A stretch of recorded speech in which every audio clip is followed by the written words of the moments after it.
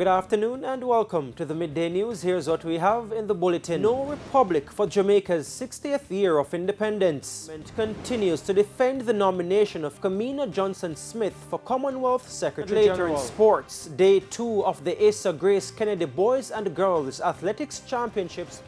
I'm Giovanni Dennis and here are the details. Up first this afternoon, the move for Jamaica to become a republic will not be completed in time for the 60th anniversary of the country's independence from Britain in August. Minister of Legal and Constitutional Affairs Marlene Malahoo Fort made the disclosure at Wednesday's post-cabinet press briefing. O'Shane Masters has the details. It's an age-old discussion, removing the Queen as Jamaica's head of state. But while the Andrew Holness administration says it's committed to getting it done, it will not be in time for Jamaica's Diamond Jubilee. Legal and Constitutional Affairs Minister Marlene Malahoo Fort says for the Jamaican Constitution to be amended, there are procedures which must be followed.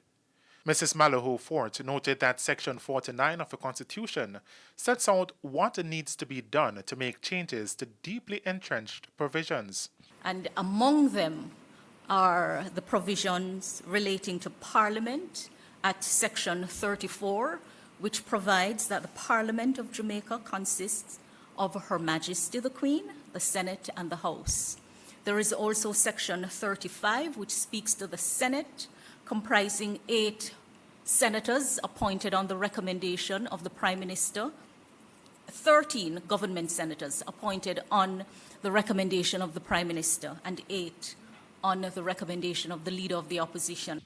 There's also Section 36, which refers to qualifications for election to the House, and Section 39, which deals with qualification to serve in the Jamaican Parliament. And then there is also Section 68(1), which speaks to the executive powers being vested in Her Majesty. The deeply entrenched provisions, ladies and gentlemen, require a vote of 2/3 members of both houses, and it also requires a vote by members who are qualified to vote in general elections. That's what we call the referendum. She noted why it cannot be done for the August 6th celebrations. Even if the bill were to be tabled, you'd have May, June, July before any debate could commence, because that is what the Constitution says.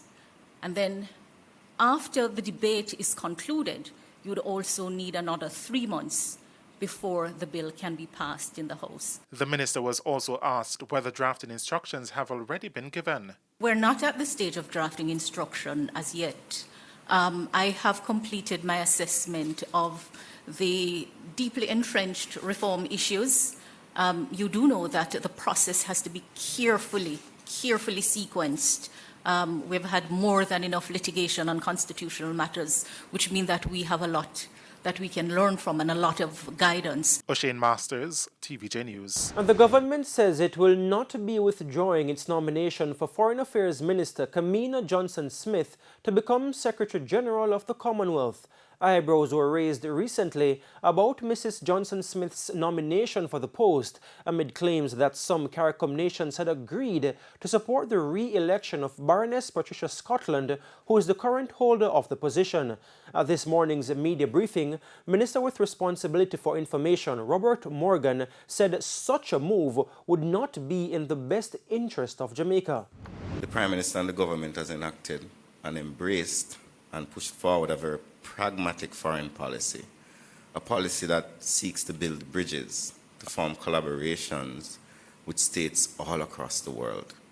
It is for that reason that so many of them have stepped up and endorsed Kamina Johnson-Smith. It would be very unwise, I think, for Jamaica's foreign policy to be determined by an external force. And I don't think it would even be sensible for us to even contemplate that sort of approach.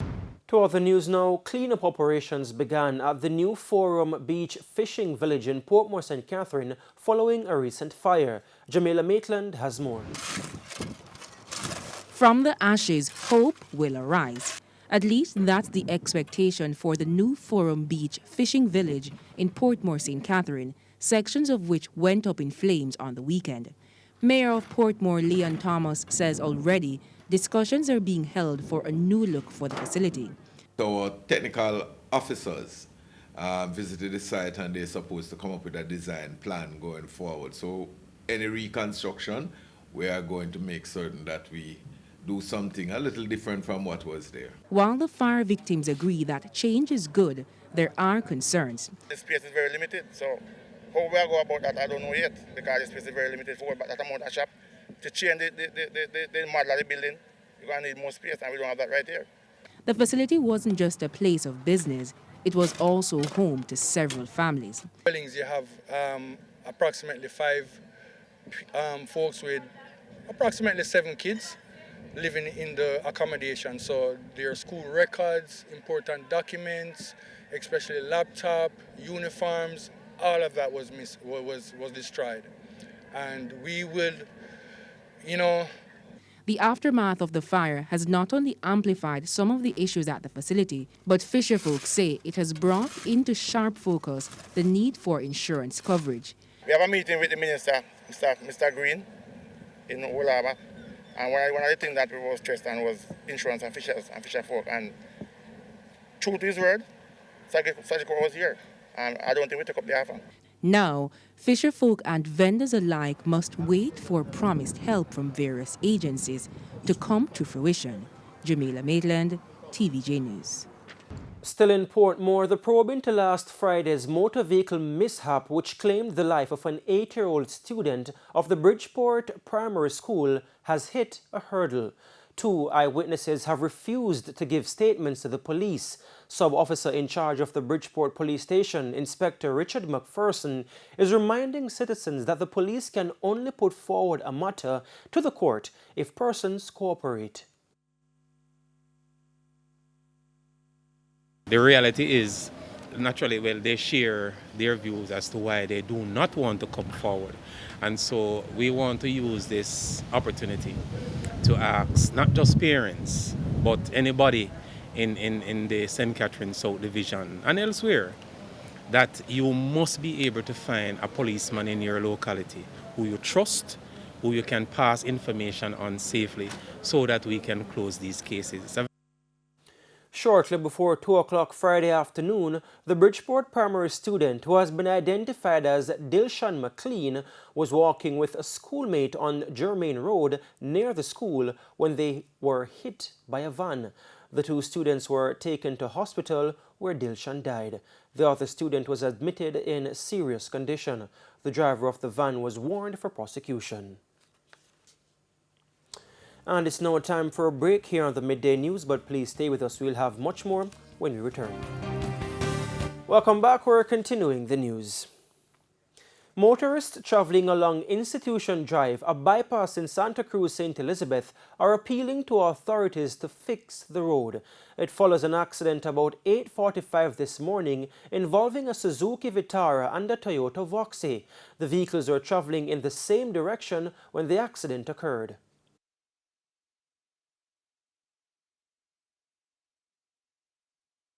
I do that bug, but it's a bug and dirty water. See the eye, they look at it. See? Right. So I go so. I go the brake and the slide go the man back. So I see what the brake and I go so. Well, I couldn't do nothing else but stop. We stop the man back and then push the man back in the man because the impact push him. Right. But then if you get the water, start the guy and a bug. I flash them flash your face.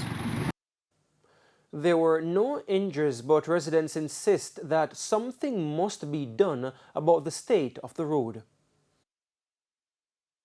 We are bypass road to such a busy town. I think they need to do better. This road needs to maintain better. Long time it's been here, and until somebody's life lost, then they come and rush to come and fix it. This road needs to be fixed. There's a lot of manhole or tank hole on the back street that need to be fixed.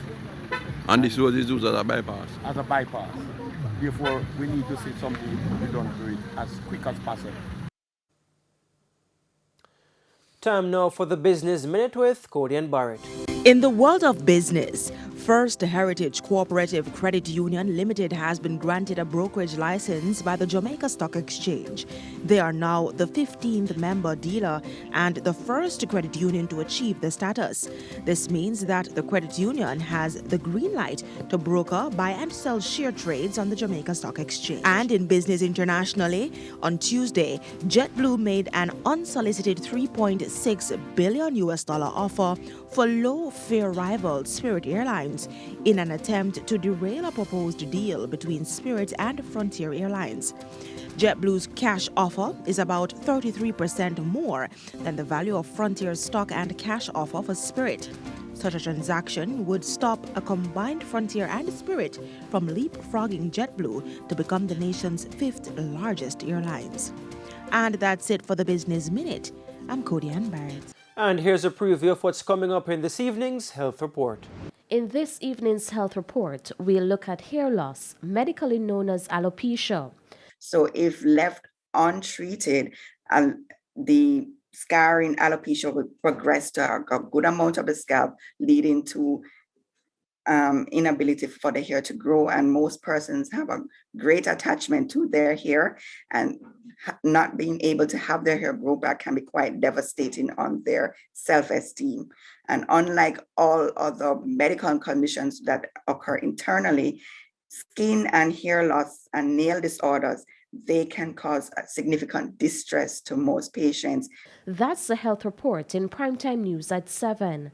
And now for today's healthy living tip. Ask your doctor about medications and supplements you take that might cause hair loss. Protect your hair from sunlight and other sources of ultraviolet light. And if you smoke, quit. We go now to Sandy Williams with the top regional and international stories. In regional news, the Caribbean Nations Security Conference got underway in Barbados on Tuesday, with Barbados Prime Minister Mia Mottley urging closer collaboration in dealing with new areas of conflict, such as climate change and the use of technology as a major contributor to cyber-related criminal activities. In addition, Ms. Mottley has reiterated the need for the Caribbean to remain as a zone of peace and for meaningful reform of the 77-year-old United Nations, particularly the Security Council, which she said should reflect the changing global environment. On the international scene, forecasters have warned that more dangerous weather is likely to hit southern United States again on Wednesday. Most of the rest of the country will see high winds, rain, or even snow. Some states are still recovering from Tuesday's deadly thunderstorms and tornadoes. Near Savannah, Georgia, a tornado and several thunderstorms turned deadly. 3 hours inland is more destruction. Closer to Dallas, 4 people are lucky to be alive after a flash flood. Georgia, Alabama, Tennessee, and the Carolinas will likely be at the center of the storm. And those were the top regional and international stories. I'm Sandy Williams. And we now head to a quick break. When we come back, Simon Preston will have the latest from the boys and the girls athletics championships in your midday sports report. Welcome back. It's now time for your midday sports report. I'm Simon Preston. Defending champions at Chelsea will face 13-time winners Real Madrid in the first leg of the quarter-finals of the UEFA Champions League at Stamford Bridge this afternoon. Kick-off is at 2 o'clock. In the other quarter-final, Bayern Munich will battle Villarreal, also at 2 o'clock. On Tuesday, Liverpool defeated Benfica 3-1, while Manchester City clipped Atletico Madrid 1-0. Ronald Koeman will become the manager of the Netherlands for a second time following the 2022 FIFA World Cup in Qatar. Koeman will replace the 70-year-old Louis van Gaal, who on Sunday revealed that he's receiving treatment for prostate cancer. Koeman, who has managed in England at Southampton and Everton, was in charge of the Dutch national side from 2018 to 2020. Koeman took the Netherlands into the 2019 UEFA Nations League final, losing 1-0 to Portugal, and also took them to Euro 2020, finishing second in their qualifying group behind Germany. Day 2 action of the Issa Grace Kennedy Boys and Girls Athletics Championships is well underway at the National Stadium, and we'll be joined now by our reporter Denise Walters on location with a live report. And while we wait for that live report, Simon, what has been happening so far at Champs? Everything as expected with the usual suspects so far? Yes, on day one on Tuesday we had 25 preliminary events. Today we're going to have take out the pen, the paper, the calculators with 17 finals. So now we can be able to really match up where the points will go. But so far the expectations has been played out in terms of the top athletes advancing to their respective events. So even as we wait on that report from Denise, I do understand that there will be some finals today, I think 100 meters as well. What can you say about that? Yes, we have for all classes, class 4, 3, 2 and 1 for girls, and the boys classes 3, 2 and 1, and all eyes will certainly be on the girls class 1 100 meters with the likes of Brianna Liston, who will be competing out of Hydel, and also the twins of Tina and Tia Clayton out of Edwin Allen. So certainly a compelling battle ahead this evening. Well, I do understand your live is now ready, so I think you'll throw to that. Yes, Denise Walters, it's over to you now from location. Thank you very much, Simon. Now the morning session has ended, and the class 1 for 100 meters for boys and girls was where the fireworks were at. Gregory Prince, he's the favorite to land the class 1 for boys. He led 3 qualifiers under 47 seconds. He did a time of 46.60 seconds, while Edwin Allen's Delana Kennedy, he did 46.66 to finish second behind Prince. Just Shauna Dennis from St. Elizabeth Technical. That's where the running is at the moment. Kalani Cook in lane 2 from Green Island has some room to close up as well. But stepping forward now and taking the ascendancy, Shamar Utah from Kingston College.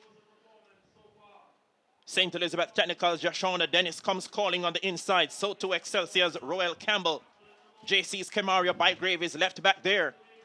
But from Kingston College, it's Shamar Utah who will secure one of the 2 automatic qualifying places. Very, very close for second and third between Kemaria Bygrave from Jamaica College and Joshona Dennis from St. Elizabeth Technical. Sent underway now. Another clean start. Already prominent Utah from Kingston College looking to close that stagger on Bygrave from Jamaica College. Middle of the pack, Royal Campbell from Excelsior is prominent as well. So too Joshona Dennis from St. Elizabeth Technical. That's where the running is at the moment. Kalani Cook in lane 2 from Green Island has some room to close up as well. But stepping forward now and taking the ascendancy, Shamar Utah from Kingston College. St. Elizabeth Technical's Joshona Dennis comes calling on the inside. So too Excelsior's Royal Campbell. JC's Kemaria Bygrave is left back there. But from Kingston College, it's Shamar Utah who will secure one of the 2 automatic qualifying places. Very, very close for second and third between Kemaria Bygrave from Jamaica College and Joshona Dennis from St. Elizabeth Technical. Now, over on the girls' side, Dejanay Oakley of Clarendon College, 52.77, had the fastest female time on the day. She's followed by Kayla Kelly of Veer, 53.86. Middle of the pack, Royal Campbell from Excelsior is prominent as well. So too Joshona Dennis from St. Elizabeth Technical. That's where the running is at the moment. Kalani Cook in lane 2 from Green Island has some room to close up as well. But stepping forward now and taking the ascendancy, Shamar Utah from Kingston College. St. Elizabeth Technical's Joshona Dennis comes calling on the inside. So too Excelsior's Royal Campbell. JC's Kemaria Bygrave is left back there. But from Kingston College, it's Shamar Utah who will secure one of the 2 automatic qualifying places. Very, very close for second and third between Kemaria Bygrave from Jamaica College and Joshona Dennis from St. Elizabeth Technical. Now the fireworks are expected later this afternoon, and as I mentioned in my report last night, it could have been a possibility where Brianna Liston, the fastest female under 20 this year, and the world under 20 champion Tina Clayton will meet in the semifinals, and they will do so this afternoon. They are in semifinal 2, while in semifinal 1, her sister Tia Clayton and Alexis James, who had the fastest qualifying time coming into today, will be in their semifinal 1. Now for the boys in semifinal 1, a showdown is expected between under 20 national champion Sanjay Davison and the class 1 bronze medalist from last year, Boajen Kruma of Kingston College. Davison, of course, is from St. Catherine High. In the second semifinal, there is Brian Level of Edwin Allen High. He'll go up against Javon Newby. And the fastest qualifier, Rickwan Graham of Wolmer's 10.58. He'll be in semi-final 3. I am Denise Walters reporting from the National Stadium for TVJ Midday Sports. It's back to you in studio, Simon. Thank you very much, Denise. Much appreciated there. And we do apologize for the wrong race there in the Class 1 girls 400 meters. But 17 finals on this afternoon, and we look forward to that. And that is it for your Midday Sports Report. And Giovanni, it's over to you. Okay, well, that's it for your Midday News. I'm Giovanni Dennis. Join us at 7 for Primetime News. On behalf of the news, sports, and production teams, have a good afternoon.